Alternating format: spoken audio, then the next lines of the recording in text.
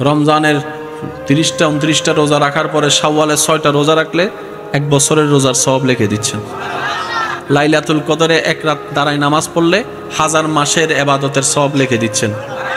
সামর্থ্য নাই হজে যাওয়ার জন্য, মা বাবার চেহারার দিকে তাকাইলে আল্লাহ হজের সওয়াব লিখে দিচ্ছেন। আল্লাহ জান্নাতে যাওয়ার জন্য যত পসিবিলিটি দরকার আল্লাহ আমাদেরকে বেশি দান করেছেন। এরপরও যদি আমরা জান্নাতের নিয়ামত হারিয়ে ফেলি, আমাদের মতো দুর্ভাগা আর কেউ হবে না, আর কেউ হবে না। গুনাহ করছি 4-5 বছর 10 বছর আগে, কি করছি নিজেরও মনে নাই, আপনারও মনে নাই, কিন্তু খাতায় আছে। মরার 3 দিন আগেও যদি তওবা করেন আল্লাহ সেটাও মুছে দিবেন। শুধু যে মুছে দিবেন তা না, আল্লাহ যদি খুশি হয়ে যায় ইউবাদদিলুল্লাহ, যত গুনাহ তওবার মাধ্যমে মাফ হয়েছে এর চাইতে বেশি সওয়াব আল্লাহ আপনার আমলনামায় দান করে দিবেন। শুধু বলার এতটুক, আল্লাহ তাআলা বলে বান্দা তোকে আমি আল্লাহর চাইতে বেশি কেউ ভালোবাসে না। সুবহানাল্লাহ বলবেন না? তোর যত্নকারীরা ততক্ষণ যত্ন নেয় যতক্ষণ সে সজাগ থাকে। নিদ্রা ছুঁয়ে গেলে সে আর যত্ন নিতে পারে না, ঘুম চলে আসলে সে আর যত্ন নেওয়ার ক্যাপাসিটি থাকে না। কিন্তু আমি আল্লাহ তোদেরকে যত্ন নেওয়ার জন্য লা নওম, আমি ঘুমাইও না, আমার কোনো তন্দ্রাও নাই। বলেন না সুবহান। তোরা যে ডাকবি পৃথিবী থেকে, সেটা শোনার জন্য আমি আল্লাহ সামি হয়েছি। তোদের অবস্থা দেখার জন্য আমি আল্লাহ বসির হয়েছি। তোদেরকে দেওয়ার জন্য আমি আল্লাহ রাজ্জাক হয়েছি। তোদের গুনাহ মাফ করার জন্য আমি গাফফার হয়েছি। তোদেরকে সীমাহীন দয়া করার জন্য দুনিয়াতে আমি রহমান হয়েছি। হাসরের ময়দানেও যদি তোরা আটকায় যাস, সেখানেও বাঁচানোর জন্য আমি আল্লাহ রহিম হয়েছি। বান্দা, আমি আল্লাহর চাইতে তোদেরকে আর কেউ ভালোবাসবে না বেশি। আমার নবী রাহমাতুল লিল আলামিনের চাইতে তোদেরকে কেউ ভালোবাসবে না বেশি। তো সফল কারা হয়? যারা আসল জায়গায় ভালোবাসার দিলের সম্পর্ককে জুড়ে রেখে দুনিয়াতে যেভাবে চলার সেভাবে চলে, কবরে যাওয়ার জন্য প্রস্তুতি নেই, আল্লাহর দিদারের স্বপ্ন দেখে, তারাই সফলতা অর্জন করতে পারে। বলেন সুবহান। আল্লাহ আমাদের সবাইকে একটু বুঝার তৌফিক দান করুক, আমিন। সব জায়গায় তর্ক ঝগড়া চলে না। তর্ক ঝগড়া করারও একটা জায়গা নির্দিষ্ট আছে। আপনি আমি চাইলে এই জায়গা নিয়ে, মাহফিল করা নিয়ে তর্ক করতে পারি। কেন জানেন? এটা পরিবর্তন করা যাবে। একজন এসে বললেন যে স্টেজের দিকে করিস না, ওদিকে কর। যেটা পরিবর্তন করার ক্ষমতা রাখি সেটা নিয়ে তর্ক ঝগড়া করলে মানা যায়। তো বলেন না রে ভাইয়া। একজনে বলে যে মাহফিল এখানে করিস না, ওই ছাদে যাই কর। পরিবর্তন করার সুযোগ আছে না নাই? এখন যদি তুফান এসে ভেঙে ফেলে, সবকিছু উড়াই দেয়, একজনে বলে যে মসজিদের মধ্যে নিয়ে যা, চেঞ্জ করার সুযোগ। এটা নিয়ে তর্ক ঝগড়া করলেও মানা যায়। সূর্য পূর্ব দিকে উঠবে, হাজার ঝগড়া করলেও পরিবর্তন হবে না। এটা নিয়ে তো তর্ক করে কোনো লাভ। এবার আপনি সকালে সূর্য উঠলে সূর্যের প্রথম আলোটায় আপনার রুমের মধ্যে ঢুকে আপনার ঘুমের ডিস্টার্ব হয়। এবার আপনি যদি সূর্য মামারে বলেন একখানা সাইড করে উঠ, শোনো, সূর্য মামা বলবে যে তুই সাইড হ। কথা বলতে হবে যে ভাইয়া। সূর্য মামা বলবে যে তুই সাইড হ, দরকার হলে রুম সাইড কর, দরকার হলে জানালা বন্ধ কর, দরকার হলে পর্দা দে, তুই কর, আমি করব না।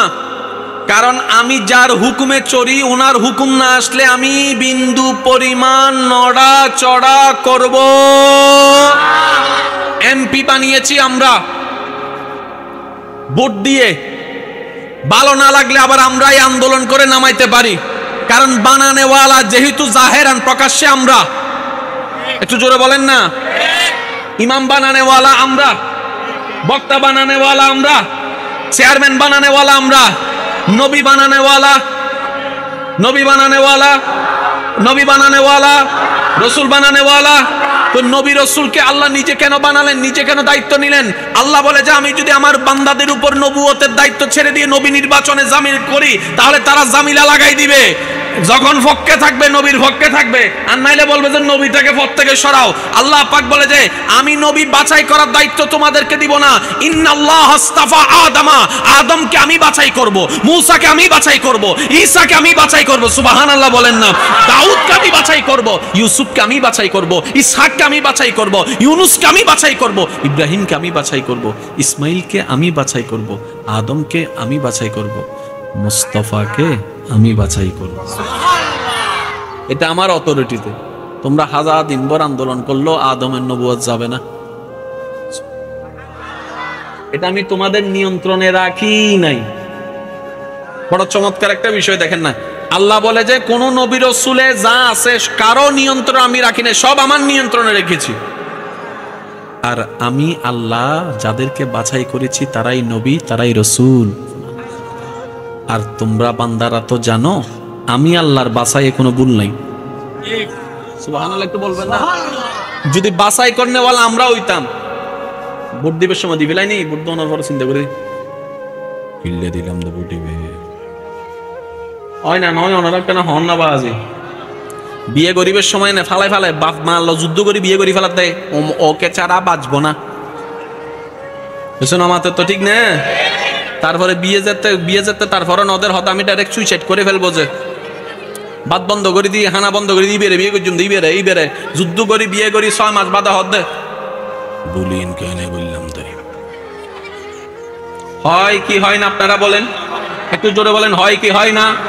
আল্লাহ তাআলা বলে তোমাদের সিদ্ধান্তের মধ্যে রাইটও হতে পারে, রং হতে পারে, আমি আল্লাহ আলিমুল গায়ব, আমার সিদ্ধান্তে কোনো ভুল নাই। আমি যেহেতু আদমকে নবী হওয়ার জন্য বাছাই করেছি, সুতরাং নবীর জন্য নবী হিসাবে আদম পারফেক্ট, নবী হিসাবে মুসা ঈসা পারফেক্ট, নবী হিসাবে সবাই পারফেক্ট, কারণ বাছাই করেছি আমি রব্বুল আলামিন।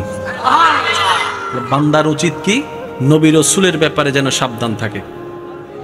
একটু বুঝবেন, নবী রাসূলের ব্যাপারে কথা বলতে যেন 1000 বার সাবধান থাকে, কারণ তিনি নবী হন নাই, আল্লাহ নবী বানিয়েছেন। এবার বলেন, এক এক নবী এক এক সময় আসছে কি আসে নাই? কোন নবী কোন সময়ে আসছেন, কোন নবী কোন জায়গায় আসছেন, যে সময়ে আশাটা আল্লাহ চেয়েছেন সে সময়ে এসেছেন, কোন জায়গায় এসেছেন, যে জায়গায় আশাটা আল্লাহ চেয়েছেন সেই জায়গায় এসেছেন। সুবহানাল্লাহ একটু জোরে বলা যায় না? যেমন মূসা নবীর ব্যাপারে আমরা শুনি বনি ইসরাইলের নবী, কি বলা হয়? আপনাদেরকে একটু কষ্ট হচ্ছে ভাইয়া? নাহলে বলেন আমি শেষ করে দিচ্ছি, আমি যত দ্রুত চলে যেতে পারবো আমার নিজের বালা শেষ করে দিব। কষ্ট হচ্ছে আপনাদের? মূসা নবীর ব্যাপারে আমরা প্রায় সময় শুনি উনি বনি ইসরাইলের নবী। বুঝবেন একটু, বনি ইসরাইলের নবী। কিন্তু আমাদের নবীকে কোনো গোত্রের নবী বলা হয় না, বাংলাদেশের নবী বলা হয় না, আফ্রিকার নবী বলা হয় না। নবীর ব্যাপারে যখন আসে বলে যে রাহমাতুল লিল আলামিন, এটা আলামিনের নবী। ও আল্লাহ, এক এক নবীকে এক এক ডিস্ট্রিক্ট দান করেছো, আমাদের নবীকে সব দান করলাম। আল্লাহ তাআলা বলে যাকে যেটা দান করেছি অতটুক দান করেছি, তিনি যতটুক লোড নিতে পারবেন আমি ততটুকুই দিয়েছি। আল্লাহ আমাদের নবীকে এত কিছু দিলেন কেন? বলে যে ওনাকে বানানোর সময় আমি সেভাবে বানিয়েছি যেন উনি সবকিছু লোড নিতে পারে। আর একটু জোরে বলেন না সুবহানাল্লাহ।